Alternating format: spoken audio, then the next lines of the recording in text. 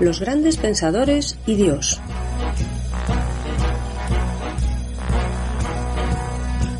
¿Qué pensaban acerca de Dios las grandes mentes que nos han legado su saber? ¿Su opinión acerca de Dios condicionó su vida? Los grandes pensadores y Dios es una serie de entrevistas con el profesor Javier Álvarez Ballesteros, doctor en filosofía, catedrático de bachillerato y profesor en la Facultad de Teología Evangélica. Cada semana, en este mismo día y a esta misma hora, presentada por Daniel Baluja, podrás escuchar aquí una nueva entrevista que te descubrirá, de forma amena y sencilla, las inquietudes existenciales de los sabios a lo largo de la historia.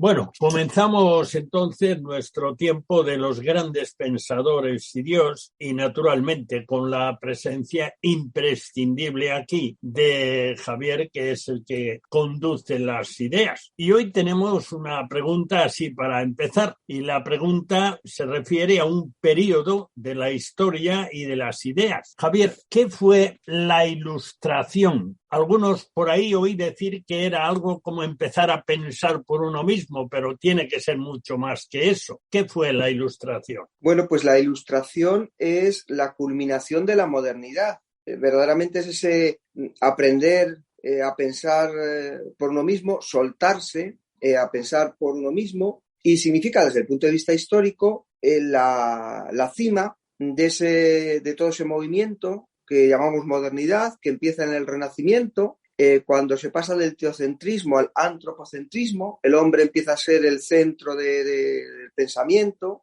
y pues poco a poco se va progresando, va creciendo, digamos, esa antropología o esa idea de que el hombre es el centro, el eje de todas las cosas, y culmina con la exaltación de la razón, la exaltación absoluta de la razón, que llega a ser considerada incluso como una divinidad, la diosa razón, que se produce en este periodo de la Ilustración.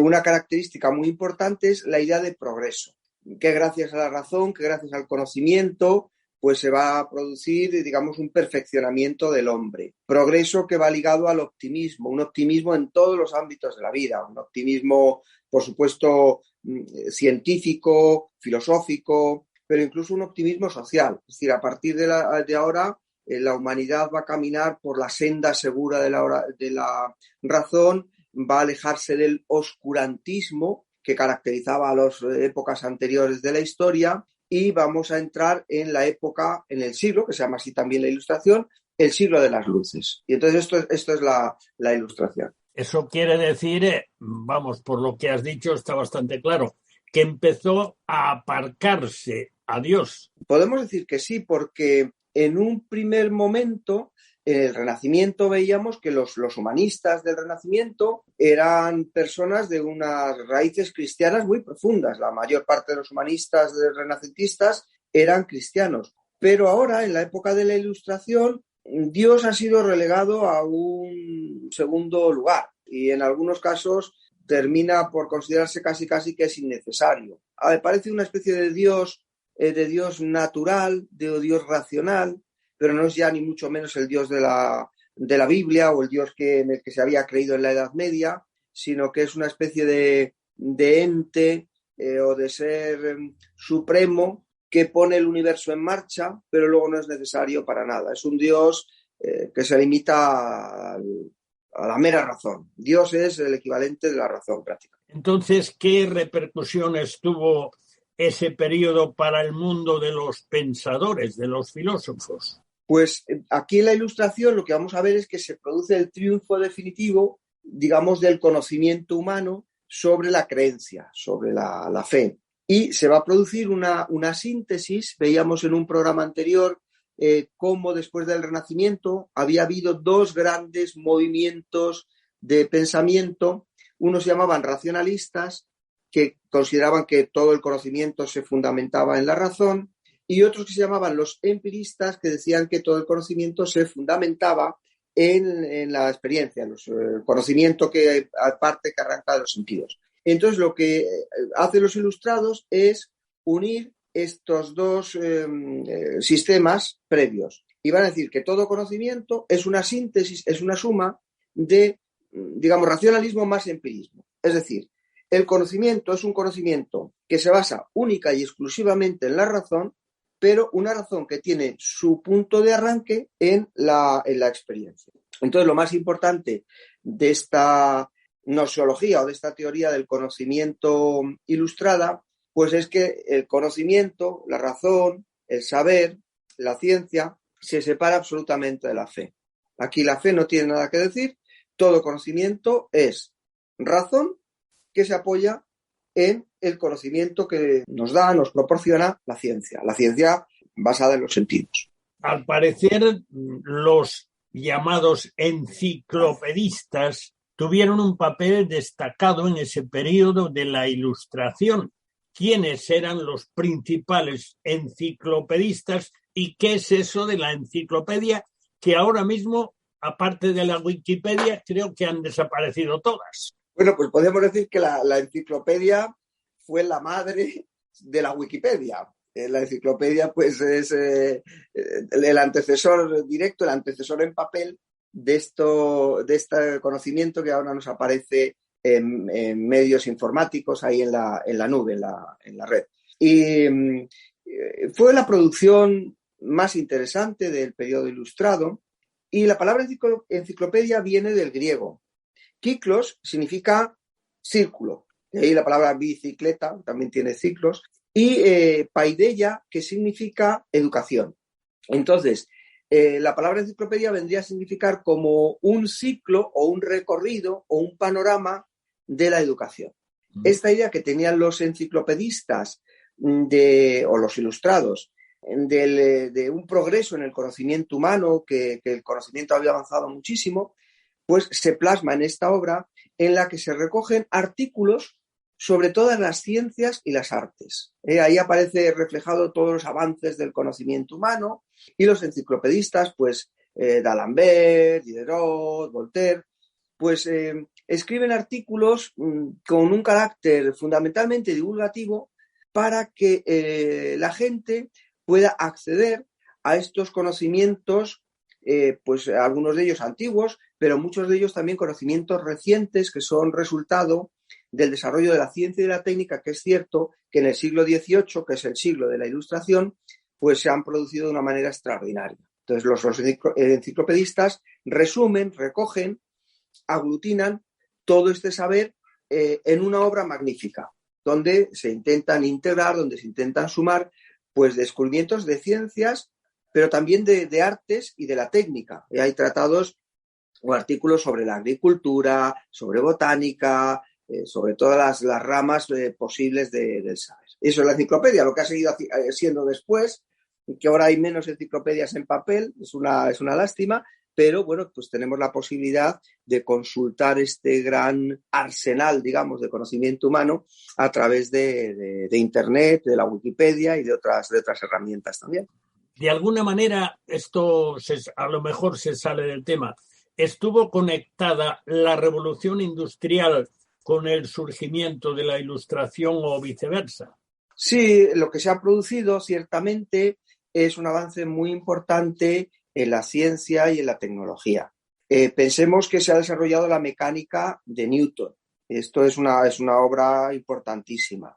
Y esto ha permitido el avance, el desarrollo de la técnica. Vamos a pensar que se va a producir una revolución industrial, que va a aparecer la máquina de vapor, que van a aparecer muchos elementos que van a transformar el mundo de una forma sorprendente. Entonces, precisamente este avance, este desarrollo del conocimiento, de la técnica, de la ciencia, es lo que va a producir la admiración que el hombre va a sentir, no ya tanto por las creaciones divinas, sino por la propia creación humana y por el propio saber humano que ha proporcionado la tecnología. Así que efectivamente y evidentemente sí que hay una relación importante.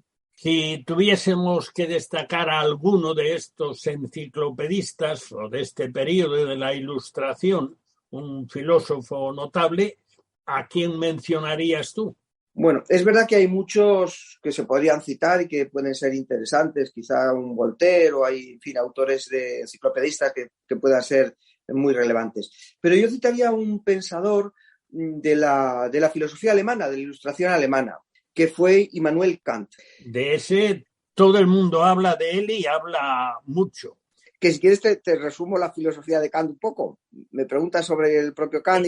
¿Cuál era la tesis, la idea central de este pensador alemán? Bueno, pues Kant realizó una síntesis que comentábamos antes, que es la aportación fundamental de la Ilustración desde el punto de vista filosófico. Kant realizó una síntesis muy importante entre racionalismo y empirismo. Entonces, Kant decía que hay 4 preguntas fundamentales que él se hacía. La primera pregunta es, ¿qué puedo conocer? Este tema que era el tema central del mundo moderno, del pensamiento de la modernidad, el tema del conocimiento, pues Kant dice, bueno, ¿qué es lo que el ser humano puede conocer y qué es lo que no puede conocer? Es decir, ¿dónde están los límites? ¿Dónde está el alcance del conocimiento humano? Y esta pregunta la intentó responder en una obra que es importantísima para la historia del pensamiento, que es la Crítica de la razón pura. Entonces, aquí en la Crítica de la razón pura, Kant establece lo que él llama un tribunal para decir hasta dónde puede el ser humano llegar a conocer. Y el juez de ese tribunal, el que va a dirimir el alcance del conocimiento humano, es la razón misma. La propia razón es la que nos va a decir qué es lo que podemos conocer. Luego hay otra pregunta fundamental que se hace Kant, que es la pregunta de ¿qué debo hacer? A esta pregunta, ¿qué debo hacer?, Kant contesta en otra obra también fundamental que se llama La Crítica de la razón práctica. En la Crítica de la razón práctica, Kant plantea el problema del deber. Y Kant va a establecer una ética muy peculiar, muy interesante, en la que nos va a decir que lo importante no es lo que nosotros realizamos, las acciones concretas que el ser humano realiza. No son las acciones las que son buenas o malas, sino que fundamentalmente lo bueno y lo malo se dice en relación a la voluntad con la cual nosotros hacemos las cosas. Es lo que decimos habitualmente, que lo que importa es la intención, ¿no? Con la intención basta. Pues para Kant, desde el punto de vista moral, esto es literalmente cierto. La intención moral con la que nosotros hacemos las cosas es la base de la moralidad. Luego, Kant se planteó la pregunta, ¿qué debo esperar? Una persona que obra bien debe esperar lo mismo que una persona que obra mal. Y ahí Kant elabora una obra, bueno, como toda su filosofía, difícil de leer, pero de mucho interés, de mucha profundidad, que se llama La religión. Fíjate, el título yo creo que es bastante sugerente para explicar un poco qué era la Ilustración, y se llama La religión dentro de los límites de la mera razón. La religión explicada, entendida desde un punto de vista puramente racional. Y es interesante notar que Kant era un autor alemán, protestante. Él había sido educado dentro del pietismo y que su filosofía puede entenderse muy bien, y yo creo que debe entenderse muy bien teniendo en cuenta esta rama pietista que muchos historiadores del pensamiento y la filosofía, como lo desconocen, pues no lo tienen en cuenta. Pero esta idea de que la religiosidad, la religión cristiana, que es la que él tiene como base, es algo que no es irracional, sino que tiene un fundamento muy racional, pues es fundamental en el pensamiento de Kant. Y luego la última pregunta que Kant se hizo es, ¿qué es el hombre? Es decir, estas 3 preguntas anteriores, ¿qué puedo conocer? ¿Qué debo hacer? ¿Qué me cabe esperar? Para Kant culminaban en una gran pregunta, que es la pregunta por la antropología, la pregunta, ¿qué es el ser humano? ¿Qué es el hombre? Y a esta pregunta, la verdad es que Kant no llegó a contestar escribiendo un tratado filosófico, aunque tiene obritas de antropología y trata en diversos lugares este tema, pero nunca escribió una crítica de la razón pura antropológica o una antropología dentro de los límites de la mera razón. Y estas eran fundamentalmente las 4 preguntas de Kant. La base y el fundamento de toda la filosofía kantiana es su teoría del conocimiento. Lo que hemos visto en la primera pregunta, ¿qué puedo conocer? Porque incluso la ética y la religión y todo esto para Kant tiene esta referencia al conocimiento. Entonces, lo que Kant afirma en la Crítica de la razón pura, que es su obra fundamental, es que la razón humana tiene un límite. Y el límite que tiene la razón humana es la experiencia. Es decir, cuando el ser humano intenta traspasar los límites del conocimiento sensible, cae en contradicciones, en paralogismos, en ideas que no puede realmente conocer. Las puede pensar, pero no puede afirmarlas de forma científica. Dicho de una forma muy resumida, para Kant las matemáticas son posibles como ciencias, las matemáticas son una ciencia y de hecho así se ve. En la física, el conocimiento de las ciencias naturales también es un conocimiento científico, pero cuando llegamos a las cuestiones metafísicas, incluyendo dentro de ellas las cuestiones teológicas, la razón humana empieza a pensar, pero nunca puede tener una experiencia de esas cuestiones filosóficas como son la inmortalidad del alma, la existencia de Dios, la existencia de la libertad, la eternidad o la creación del mundo. Y entonces ahí ya no es posible el conocimiento científico. Respecto al tema de Dios, pues lo que va a decir es que no podemos demostrar ni negar racionalmente la existencia de Dios. Esto es lo que se llama agnosticismo. Entonces,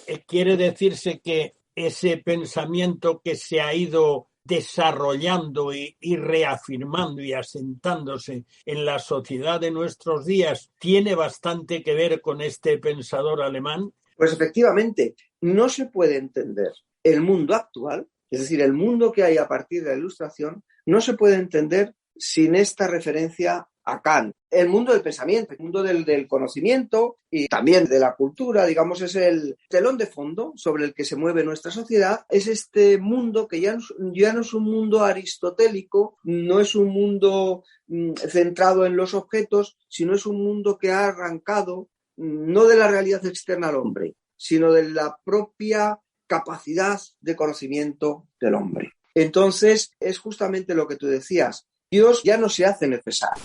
Dios puede estar ahí como un objeto, como un artículo de fe, como algo que se puede creer o no creer. Pero el mundo se puede explicar científicamente, desde el punto de vista científico, sin Dios. De hecho, esto es lo que está sucediendo ahora. A pesar de que en la ciencia actual, la más avanzada, en realidad siempre se tropiezan con una pared, que esa pared sin Dios no hay forma de traspasarla, se quedan ahí contra ella.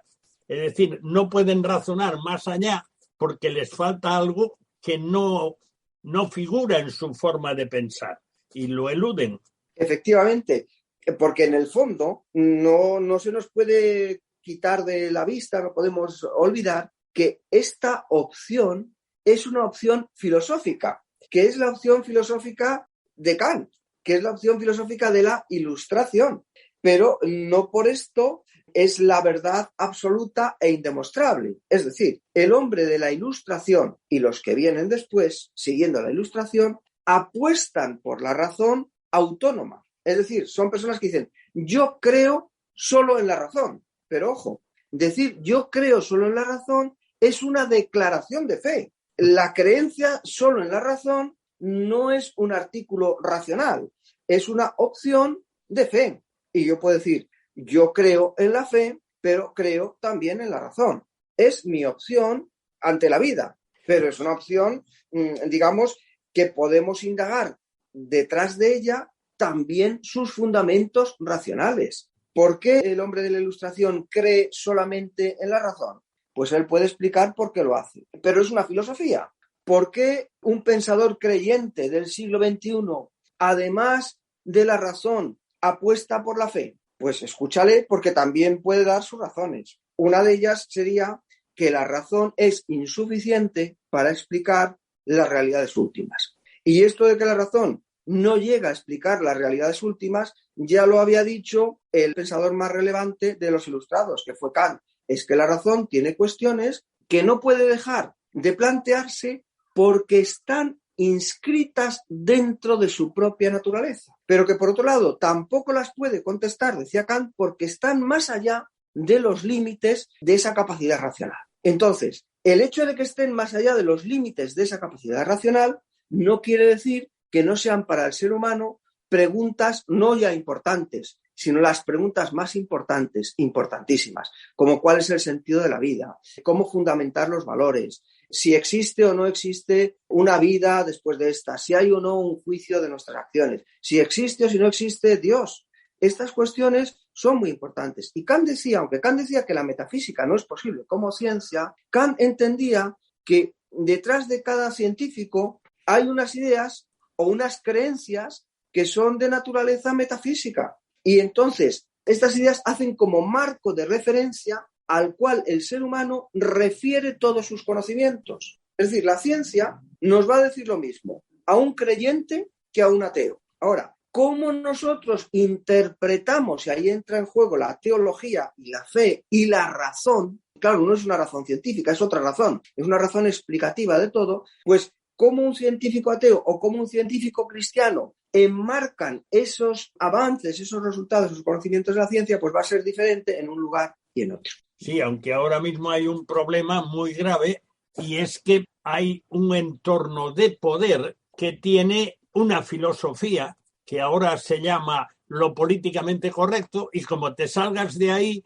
no publicas, no figura tu nombre, no, en fin, lo que tú haces queda ignorado. Un poco como esa idea de que, bueno, Dios está ahí, pero déjalo estar ahí. Eso en realidad sigue sucediendo en ese ámbito. Claro, pero es que la Inquisición, esto no creo que deba sorprendernos mucho, es que la Inquisición, santa o de la manera que le podamos calificar, ha existido a lo largo de todas las etapas de la historia humana. Y, por supuesto, pues el poder político, el poder social, el que controla o intenta controlar y dirigir el pensamiento de los hombres, pues siempre ha estado ahí operando, intentando hacer su labor y su trabajo. Pero esta idea de que se puede llegar a un conocimiento sin presupuestos y que todo es como neutro y tal, esa idea ya se ha caído hace años del pedestal. Es decir, no hay una filosofía sin presupuestos, no hay una ciencia sin presupuestos. Siempre se parte de unos valores, de unas ideas. Ahora, ¿cuáles sean estos valores y estas ideas? Esto es lo que es importante. Y si no tenemos esto en cuenta, pues la sociedad tampoco yo creo que puede ir por un camino muy acertado. O sea, si uno sencillamente acepta de una forma crítica, sin cuestionarse,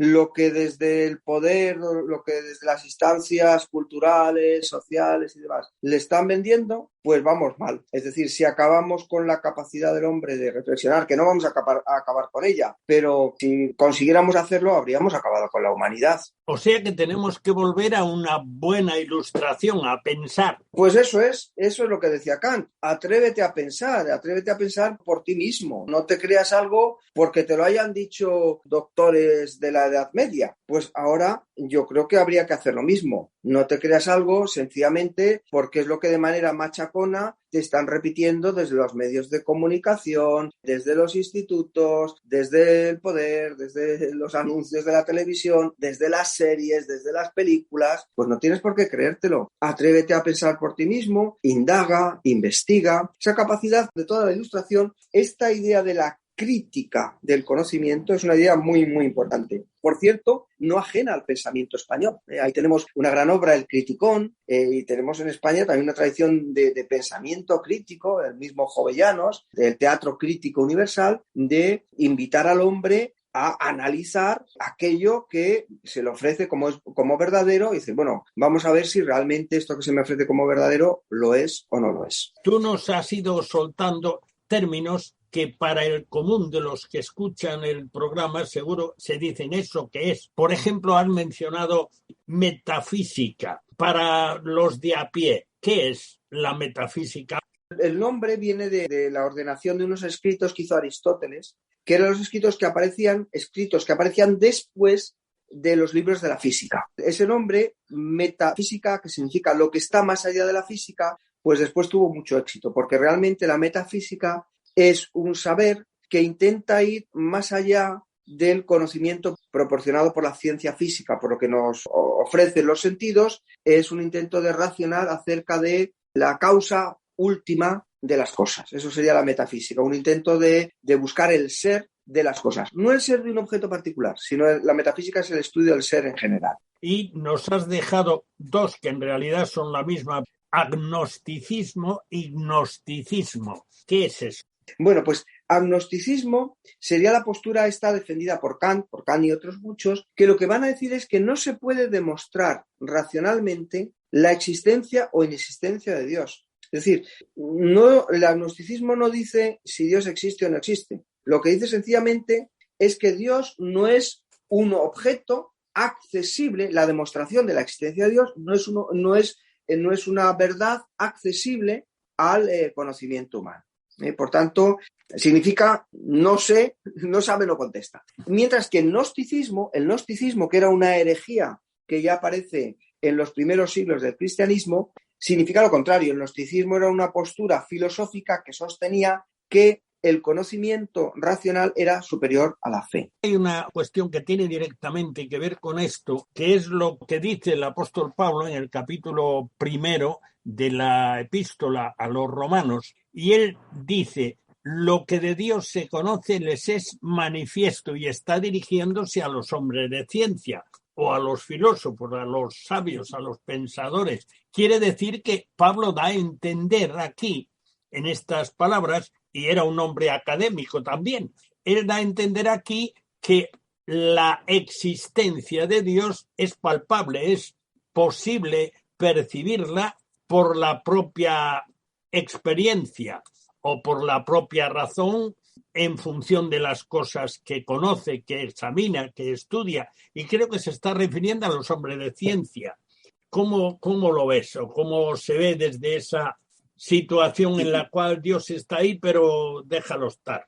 Bueno, la ciencia en la época antigua era algo diferente a lo que es la ciencia de la que se habla en el mundo actual.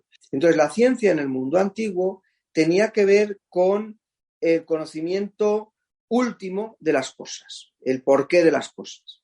Mientras que la ciencia, sobre todo a partir de Galileo, a partir ya del inicio de la modernidad, tiene que ver no con el porqué de las cosas, sino sencillamente con el cómo funcionan las cosas. Recordamos que Galileo decía que Dios había escrito 2 libros. Uno era el libro de la naturaleza y otro era la Biblia, las Sagradas Escrituras. Entonces, en las Sagradas Escrituras está el porqué de las cosas. Y a ese libro nosotros accedemos por la fe. Pero lo que intenta explicar la física moderna no es por qué las cosas son como son, sino cómo funcionan. Y esto a través de leyes matemáticas. Entonces, la ciencia moderna es más restringida que lo era la ciencia de la antigüedad. Es más precisa, pero tiene unas parcelas de conocimiento que son más especializadas, que son más pequeñas. Entonces, cuando nosotros estamos haciendo ciencia desde este punto de vista tan especializado, o sea, nosotros estamos estudiando una bacteria que la estamos mirando por el microscopio y estamos viendo de qué parte se compone, ahí las perspectivas o la visión macroscópica de por qué las cosas son de esa manera o si existe un Dios que ha hecho todo esto, eso no interviene en la investigación del científico actual. El científico actual nos está preguntando, en tanto en cuanto que es un científico, en tanto en cuanto está estudiando biología, por la existencia de Dios. Ahora, el científico humano, en tanto en cuanto es un ser humano, sí que se hace esas preguntas. Y ahí es donde está diciendo el apóstol Pablo que a cualquier persona Dios se le hace manifiesta por la creación, porque hay un orden, porque Dios se manifiesta en su creación, entonces es evidente que existe un Dios. Lo que pasa es que la soberbia del ser humano puede llevarle a negar la existencia de esa divinidad. Como dice el salmista, dijo el necio en su corazón, no hay Dios. Pero cuando entramos en este plano de razonamiento o de explicación de que Dios está obrando en el mundo, ya estamos en un nivel que no es el nivel científico, sino que es el nivel de las creencias o el nivel de las razones, pero de las razones filosóficas o de las razones teológicas, pero no de la especialización científica del laboratorio. O no deberíamos hacerlo, ni para afirmar a Dios, ni tampoco, cosa muy importante, para negarlo. No se puede negar desde un laboratorio que Dios exista, porque eso es tan irracional o tan racional como afirmar que Dios sí que existe, que no tiene primacía la negación de la existencia de Dios sobre la afirmación de que Dios sí que existe, desde el punto de vista científico. Pues un libro muy interesante para este tema es el libro de Kant que se llama ¿Qué es ilustración?, que es un libro muy finito, pero es muy interesante porque explica muy bien qué es la ilustración. Los grandes pensadores y Dios se despide hasta la próxima semana, el mismo día y a la misma hora, cuando podrás escuchar aquí una nueva e interesante entrevista con Javier Álvarez Ballesteros, que nos acercará una vez más a las biografías íntimas de figuras destacadas de la historia.